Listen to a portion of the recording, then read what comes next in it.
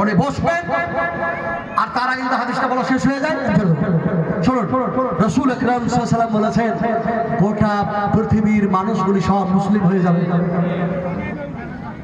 মুসলমান হয়ে যাবে, কিন্তু এরা মুসলিম আর মুসলমান হয়ে যাওয়ার পরে এরা যেন দেখা যায় কোরআন মানবে না, হাদিস মানবে না, আল্লাহ রাসূলের আইন মানবে না, সেই ফিতরাতে তারা চলবে না। তখন কি হবে?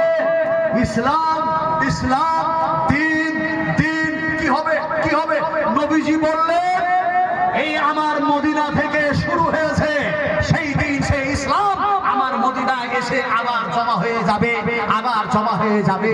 যেমন একটি সাপ এইভাবে চড়াট করতে করতে করতে ঘুরতে ঘুরতে ঘুরতে থাকে, যে নিজের দরে নিজের গর্তের মধ্যে ঢুকে যায়, ইসলাম যেন তাই গোটা পৃথিবী থেকে যেন চলে এসে আমার মদিনায় জমা হয়ে যাবে।